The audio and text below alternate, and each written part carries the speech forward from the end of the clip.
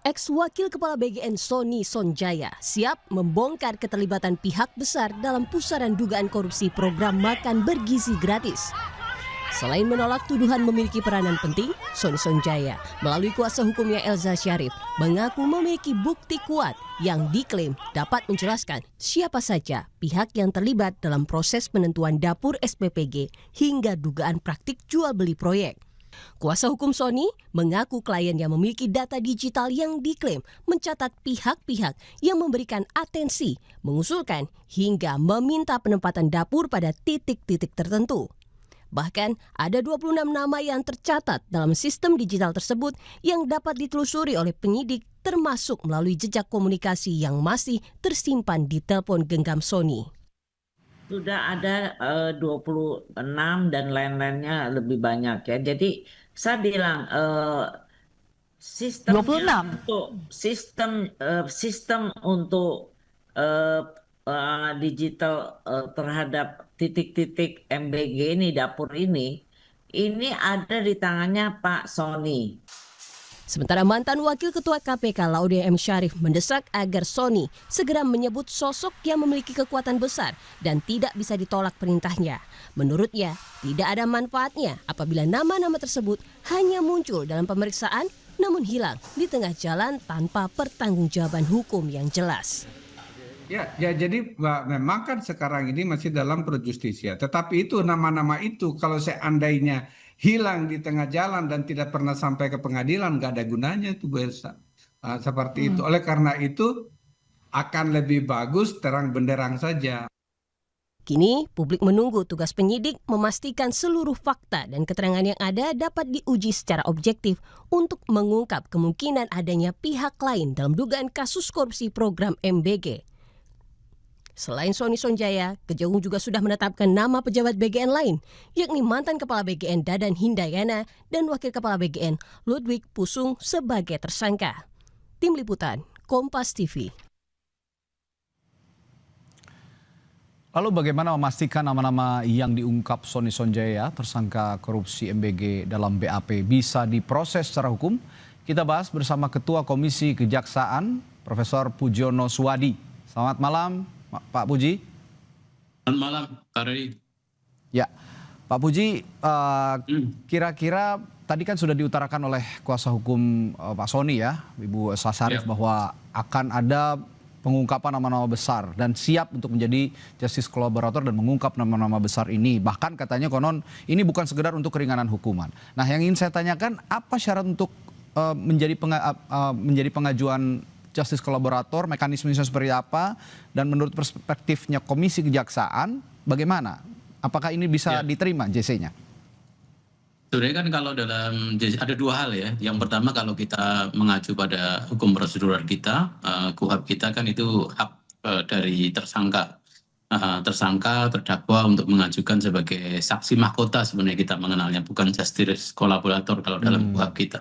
Karena agak berbeda meskipun ini merupakan serapan dari justice collaborator. Kalau justice collaborator itu pelaku yang belum tentu nanti pelaku ini dihadirkan bersaksi di persidangan. Tapi kalau saksi mahkota ini nanti harus kemudian sampai ke persidangan gitu. Nah, yang kita kenal kan saksi mahkota sebenarnya. Nah, di saksi mahkota ini hak tersangka bagian dari due process model ya, due process of law kita. Agar hak-hak tersangka itu bisa kemudian diakomodasi juga dalam penegakan hukum. Itu satu. Nah, yang kedua, kalau dalam proses penyidikan tindak pidana itu kita mengenal piramida pelaku ya. Nah, kalau dalam piramida pelaku itu tinggal kita nanti hasil penyidikan itu akan mengarah sebenarnya Pak SS ini puncak piramida atau kemudian sebenarnya ada di tengah atau di bawah. Nah, kalau dia puncak piramida, tentu kan sudah selesai. Dia tidak memungkinkan untuk bisa mengajukan sebagai saksi mahkota. Tapi kalau kemudian dia di tengah sebenarnya dalam proses penyidikan, ya ini memungkinkan dia untuk kemudian menjadi saksi mahkota untuk membuka ke atas nih, membuka ke atas pelaku-pelaku yang lebih besar, yang lebih puncak dibanding dia. Nah, kalau kemudian dari dua hal ini nanti hasil dari kewenangan dari penyidik didiskusikan dengan penuntut umum nanti untuk memungkinkan yang bersangkutan untuk menjadi saksi mahkota. Tapi kalau ternyata yang bersangkutan ini sebenarnya puncaknya, nah itu tidak memungkinkan untuk menjadi saksi mahkota. Ya. Oke, jadi dilihat dulu ya, ada di posisi mana Pak SS ini begitu? Betul, betul. Oke. Nah, kalau menurut Pak SS bahwa masih ada orang-orang yang jauh punya pengaruh dalam konteks kebijakan MBG ya, kebijakan otoritas MBG dibanding dia, lah memungkinkan dia menjadi saksi mahkota. Tapi Oke. kalau otoritas puncaknya itu ada di Pak SS, nah ini tidak, menurut saya tidak memungkinkan untuk menjadi saksi mahkota. Tapi nggak apa-apa, publik berhak kemudian pengen tahu juga apa yang kemudian sebenarnya pengen diungkap oleh Pak SS ini, biar kemudian kita sama-sama memantau agar proses penyidikan dan nanti penegakan hukum itu tidak berhenti di tengah gitu, biar tuntas sekalian. Dan itu kan yang diinginkan oleh Oke. Pak Presiden, bahwa case ini biar lebih terang benderang. Oke, meskipun tadi disebut juga sebenarnya oleh Bu Elsa Sarif ya sebagai pengacaranya Pak Sony Sonjaya bahwa yang dimaksud dengan orang-orang yang punya pengaruh besar itu adalah pejabat tinggi, ada politisi dan lain-lain begitu yang juga Ya. punya pengaruh untuk menentukan kebijakan dalam proses penyaluran ataupun pelaksanaan MBG ini. Nah, tapi kira-kira begini, Pak Puji, bagaimana kira-kira jaksa seharusnya bertindak terhadap nama-nama yang nanti mungkin langsung diungkap oleh Pak SS ya, misalnya ada 26 lah, diungkap semua. Nah, Ya. bagaimana seharusnya jaksa menyikapi ini dan apakah bisa langsung diproses secara hukum? Pertama, jaksa tidak boleh denial dulu juga ya terhadap apa yang kemudian diberikan kesaksian oleh Pak SS ini. Oke. Apa yang kemudian diberikan kesaksian oleh Pak SS ini bagian dari alat bukti yang kemudian bisa menjadi data, bisa menjadi alat bukti berikutnya untuk kemudian mengungkap kasus ini lebih terang benderang. Entah itu kemudian kalau ke atas berarti potensi Pak SS bisa menjadi saksi mahkota, tapi kalau kemudian ternyata itu ke bawah, ini kan bagian dari untuk mengungkap kasus secara menyeluruh. Karena kan yang dirasakan kasus ini tidak berhenti di beliau bertiga kan, tetapi kan nanti harus kemudian dibuka termasuk kemudian sampai hilir, karena kan yang namanya ikan busuk itu memang benar dari kepala, tapi kan publik sudah menganggap busuknya ini tidak hanya di kepalanya saja gitu, tapi sampai kemudian tubuh, bahkan kemudian diduga sampai ekornya. Nah, ini yang diharapkan kemudian publik agar Kejaksaan Agung terhadap kesaksian siapapun, baik itu juga nanti Pak DH, baik itu nanti Pak LP, termasuk juga Pak SS, ini bagian dari upaya untuk mengungkap kasus ini dengan lebih terang. Oke, tadi kan Anda mengatakan Pak Puji bahwa dilihat dulu posisinya Pak SS ini di mana, di tengah atau level atau masih di bawah. Tapi saya kira dengan pernyataan Pak SS ini sendiri sebenarnya sudah cukup jelas bahwa dirinya memposisikan diri berada di tengah, karena dia mengatakan ada yang lebih tinggi yang bisa menentukan arah kebijakan program MBG ini. Bagaimana jaksa seharusnya bersikap soal ini? Ya, saya tadi ngecek kepada di Dirdik itu, apakah kemudian pengajuan yang bersangkutan untuk menjadi saksi mahkota itu sudah diajukan, belum diajukan, dan nanti kita tunggu saja hasil pengajuan. Kalau sudah kemudian yang bersangkutan mengajukan, termasuk kemudian nama-nama itu dibuka. Nah, sejauh mana kemudian nama-nama itu punya pengaruh, ya malah kita challenge sekarang ini jangan sampai kemudian tujuan Pak SS untuk mengungkap ini hanya sekedar mendapatkan keringanan saja. Oke. Kan kalau dalam kuhap kita itu kan memang saksi mahkota diberikan kemudian nanti perjanjian untuk diringankan tuntutannya, tetapi adalah bagian dari upaya serius juga Pak SS untuk berkontribusi membuka kasus ini lebih terang. Oke, meskipun dengan jumlah yang disebutkan secara spesifik Pak Puji, ada 26 katanya. Artinya kan Pak Sony dalam hal ini juga sudah mempersiapkan nama-nama yang akan diserahkan kepada kejaksaan. Nah, ini kita tunggu, sama kemudian data-data yang lainnya juga kan. Oke. Kita nunggu bahwa ini datanya siapa, SS 26 ini di atas, atau kemudian hanya orang-orang yang kemudian misalnya nih taruhlah yang lain-lain ya, terlepas dari segala jabatannya, tetapi kemudian penentunya itu sebenarnya beliau sendiri. Oke. Iya kan? Ya. Jangan sampai backfire gitu maksud Anda ya? Iya, benar gitu. Nah, ya yang kita tunggu itu malah ungkap saja 26 ini, sampaikan saja kepada penyidik agar menjadi bagian dari pro justisia, agar kita juga bisa berharap penegakan hukum ini tidak hanya sekedar kepalanya saja, atau bahkan kalau misalnya ada kepalanya dua ya sekaligus dua kepala begitu. Oke, tapi kita ya sedikit berandai-andai ya Pak Puji, kalau memang langsung disebut misalnya Pak SS ini menyebutkan langsung ke kejaksaan, minimal diperiksa begitu ya oleh kejaksaan setelah disebut, itu berarti bisa langsung diproses secara hukum ya? Ya kan begini, kalau dalam untuk menetapkan seseorang menjadi tersangka itu kan minimal 2 alat bukti ya. Oke. Sepanjang nanti salah satu kesaksian yang disampaikan oleh PSS itu adalah 1 alat bukti. Tinggal nanti carikan alat bukti yang lain, Oke. entah itu dokumen, entah itu surat, entah itu yang lainnya. Artinya tidak cukup hanya dengan keterangan tersangka saja begitu ya. Nanti dilengkapi Betul. didukung bukti korporasi lain seperti misalnya jejak komunikasi, data digital atau saksi-saksi yang lain begitu ya, Pak Puji ya. Persis. Baik. Benar. Nah, sejauh ini Anda di Komisi Kejaksaan apa sebenarnya peran yang bisa dilakukan untuk dalam kasus hukum ini? Jika memang ternyata ada indikasi pihak besar misalnya yang diindikasikan tadi oleh PSS, ada pejabat tinggi, politisi atau pihak swasta yang punya power cukup besar gitu. Kira-kira apa peran yang bisa diposisikan oleh Komisi Kejaksaan? Ya, sesuai dengan amanahnya Presiden ya, yang tanggal 3 Juni dulu itu, ketika itu juga disampaikan kepada Pak Jaksa Agung bahwa kita ingin case ini dibuka lebih terang lagi karena ini kan program prioritas ya dari Presiden, program unggulan.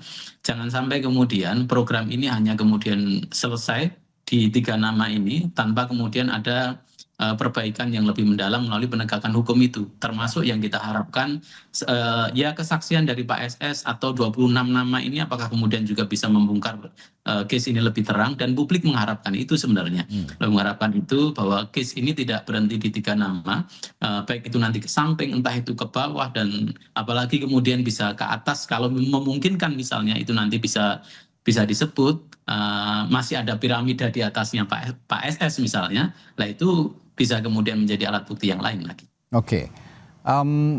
Kasus ini kan melibatkan dugaan penyalahgunaan yayasan yang terafiliasi dengan penentuan dapur MBG ya Pak Puji.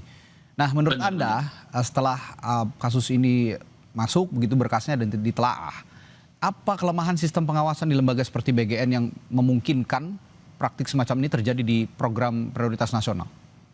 Ya, sebenarnya kan sederhana. Ini tata kelola yang menurut saya tidak cukup bagus ya, dengan anggaran negara yang cukup luar biasa besar. Pengawasan yang kemudian tidak kemudian dibarengi yang cukup bagus juga, sehingga kemudian maladministrasi dan moral hazard itu muncul. Sederhananya saja misalnya begini. Kalau kita lihat perbankan yang juga high capital, pengawasan kemudian kan sangat rigid sekali oleh OJK. Kan begitu. Dan OJK tidak bisa kemudian main untuk kemudian menjadi operator. Ya, kalau dia jadi sebagai operator maka itu ada konflik of interest. Ya. Orang-orang OJK tidak bisa kemudian menjadi punya bank, kan begitu. Lah ini kan persoalannya kan dia regulator, dia pengawas, dan dia juga pemain. Ini salah satu yang kemudian bisa kelihatan jelas kan. Nah ini yang kemudian harus diperbaiki menurut kita. Oke. Nah korelasi pertanyaan saya dengan pertanyaan saya berikutnya nih. Pertanyaan saya yang barusan ya Pak Puji. Ini kira-kira jika nanti ada nama besar begitu, bagaimana Komisi Kejaksaan juga memastikan kasus ini bisa dikawal dengan baik tanpa ada intervensi terhadap kejaksaan. Misalnya ada tekanan dari pihak tertentu begitu, apalagi kalau memang betul yang disebutkan oleh Pak Soni ini punya kekuatan besar misalnya.